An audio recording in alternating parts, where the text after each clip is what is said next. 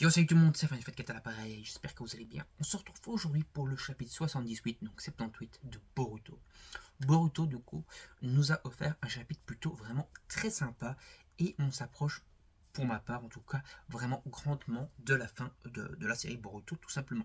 Parce que déjà, on est toujours dans l'arc Code, mais je suis quand même me demander en fait si cet arc-là, enfin a fortiori, je me demande en tout cas si cet arc-là ne va pas être le dernier du manga. Pourquoi? Parce que dans ce chapitre-ci, attention, il va y avoir des spoils. Donc voilà, si vous voulez pas de spoiler sur le chapitre 78 de Boruto, allez le lire et puis revenez voir la vidéo. Donc dans ce chapitre, en fait, donc on va déjà avoir, à la fin du chapitre précédent, pour en remettre dans le contexte, on a Kawaki qui a envoyé Naruto et Hinata dans une dimension parallèle où on apprend ici que le temps ne s'écoule pas. Donc ils sont scellés dans cette espèce de dimension parallèle, le temps ne bouge pas pour eux, mais c'est un peu, on va dire, fait un peu penser à ceux qu'il y avait au début de Boruto, donc le premier chapitre, où on ouvre sur un combat entre Kawaki et Boruto, et où Kawaki annonce à Boruto qu'il va bientôt rejoindre le 7e Hokage. Mais le 7e Hokage est donc potentiellement considéré comme mort, même s'il n'est pas mort, il est juste scellé. Mais on s'approche peut-être là-dessus, donc en fait Naruto va peut-être pas mourir, voilà, c'était peut-être un peu un espèce de petit clin d'œil comme ça au début de l'œuvre, pour nous faire croire que Naruto allait y passer dans l'œuvre, mais qu'au final, en fait, il va juste être scellé, même s'il a déjà été bien downgrade au niveau de sa puissance lorsqu'il a perdu Kurama à la fin du tome 14. Donc, ici, donc, chapitre 55 ou 54. En tout cas, ici, on approche dangereusement de ce combat final, de ce cas de figure où il y avait du coup l'affrontement à Konoha qui était dévasté et où Kawaki et Boruto s'affrontent. Pourquoi?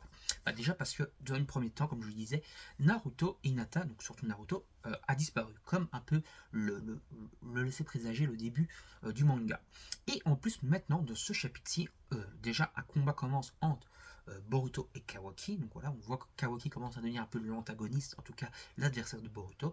Et Kawaki le blesse. Et sa cicatrice, du coup, du début du manga, elle apparaît. On a le symbole sur son bandeau, donc la déchirure là, la déchirure de l'œil. Et donc voilà, la cicatrice, quoi, tout simplement. Et on commence un peu plus à approcher encore avec le délire de Momoshiki. Alors, je suis occupé à me demander, moi en tout cas, je pense que maintenant le village va être attaqué a fortiori par un adversaire lié à Code, lié aux Ozotsuki, et que ça va être la grosse merde, la grosse baston. Et pendant cette baston, cette destruction de village, il va y avoir l'affrontement entre Boruto et Kawaki pour faire un peu revenir Kawaki sur le droit chemin. On va dire que Kawaki, il est un peu pas parti dans un délire où il veut sauver le monde en tuant Boruto, parce que Boruto, il a Momoshiki en lui, hein, donc c'est un danger, un petit peu comme il y avait du coup dans le passé avec ceux qui avaient des bijoux en eux qui étaient du coup des dangers, que certains genres de villages, certains personnages, certains adversaires, pouvaient tout simplement les tuer. Ils sont un peu dans ce cas de figure là où Kawaki, il a un peu envie de tuer, de se débarrasser de Momoshiki. Mais je pense qu'il va y avoir l'affrontement entre Boruto et Kawaki, et que Momoshiki, par je ne sais quel tour de passe-passe, va réussir à revenir à la vie sans tuer Boruto, on va dire. Et sans prendre le corps de Boruto. Et donc Momoshiki va devenir d'une certaine façon l'adversaire final du manga. Après, autre petite théorie qui pourrait arriver, si on veut encore aller plus loin du coup dans le manga, parce que là on occupe à se rapprocher du début du manga, donc voilà, vers le chapitre 80, peut-être 85, on aura à mon avis le combat qu'on a au tout début du manga, donc Kawaki vs Boruto.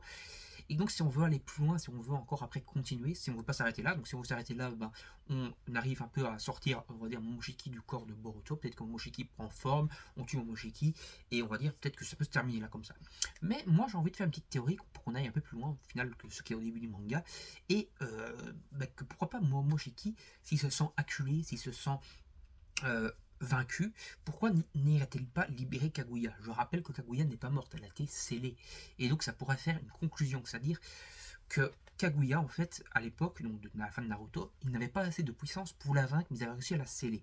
Et maintenant, comme on a avancé dans le délire, on avance dans le schmilblick, on se retrouve plus tard, pourquoi pas ne reprendre vraiment l'antagoniste final de Naruto, donc Kaguya, sauf que cette fois, plutôt que de la sceller, on la vainc définitivement, on la tue, et donc là, maintenant, on peut vraiment dire c'est la paix. Voilà, il n'y a plus aucune menace, les Otsutsuki sont définitivement vaincus, la menace suprême qui avait été Kaguya à la fin de Naruto est définitivement vaincue, elle ne peut plus revenir, elle peut plus se libérer. Et voilà, ça fera une excellente conclusion. En tout cas, ça c'est ma petite théorie à moi. N'hésitez pas à me donner votre avis dans les commentaires. Et voilà, franchement, on commence à avoir pas mal de petits pistes qui nous font soit approcher de la fin de Boruto, soit en tout cas quasiment sûr, s'approcher à grands pas du tout début du manga, donc l'espèce de petit flash forward qu'il y avait au début qui montrait le futur. Voilà, là on y arrive, là, dans quelques chapitres, 5-6 chapitres maximum, on est à ce combat, Boruto avec sa cicatrice contre Kawaki. Voilà. Après beaucoup de personnes disent mais non parce que Boruto il était plus vieux et tout. Je sais pas vraiment, j'ai pas en fait l'impression que Boruto il était beaucoup plus vieux. Quand tu regardes le début de Boruto, donc le premier chapitre, avec le flash forward, j'ai vraiment pas l'impression que Boruto il avait 18 ans ou 16 ans. J'ai pas l'impression en fait qu'il a fait vieilli, qu'il avait genre eu une espèce de Boruto Shippuden. J'ai un peu l'impression qu'il a la tête qu'il a maintenant, quoi, voilà, sauf qu'il a la cicatrice, et maintenant il vient d'avoir la cicatrice. Et donc du coup, on a peu approché vraiment de la fin. Après, vous allez me dire, ouais, mais en fait, ça peut très bien être du coup, il est vraiment plus vieux, et en fait, Kawaki, là, après avoir foutu sa mère dans le village, il se barre, et il y a une ellipse de plusieurs années, et là, Kawaki attaque le village. Ça pourrait, mais je pense pas, non. Je pense qu'il va pas avoir de truc Shippuden ou je sais pas quoi, ou une ellipse temporelle vraiment énorme. Je pense que là, on y est, et que ça va pas tarder à avoir la grosse attaque sur Konoha, la baston entre Kawaki et Boruto qui va déchirer les familles, et gros affrontement un peu. Ça fait un peu rappeler Naruto vs Sasuke, bien sûr, hein, parce que Boruto il considère Kawaki comme son frère. Sasuke et Naruto c'était un peu pareil, ils se considèrent un peu comme des frères, donc ça fait un peu vraiment penser à ça. Et franchement, c'était très sympa. D'ailleurs, en parlant de Boruto, je viens de me rebouffer du coup tout l'anime, donc le début et tous les épisodes qu'il y avait en VOSTFR, donc jusqu'à l'épisode 87-88. On commence d'ailleurs l'arc code dans l'animé. Dites-moi en commentaire si ça vous intéresse que je fasse des reviews de l'arc code, pourquoi pas de l'anime, peut-être pourquoi pas reprendre ça, on verra. Et voilà, franchement, on commence à avoir pas mal de choses là qui se passent dans Dragon Ball Super, qui est dans un petit arc sympa, voilà. Mais ici, on est dans les bails vraiment sérieuses dans Boruto. C'était pas un arc, on va dire, pas filler, c'est pas vraiment un filler, c'est Dragon Ball Super, mais c'est pas vraiment un arc, un petit arc, on va dire, passe-partout, mais vraiment un gros arc là. Et franchement, on commence à avoir du lourd et je suis assez content. Et voilà, et puis j'ai pas envie de faire ma tête de cochon en disant qu'il y a des défauts, qu'il y a des machins. Non, franchement, je trouve ça sympa.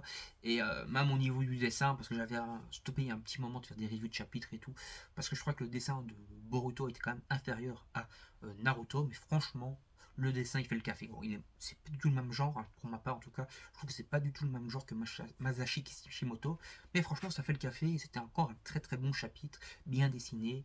On approche grandement dans les bails sérieuses du scénario.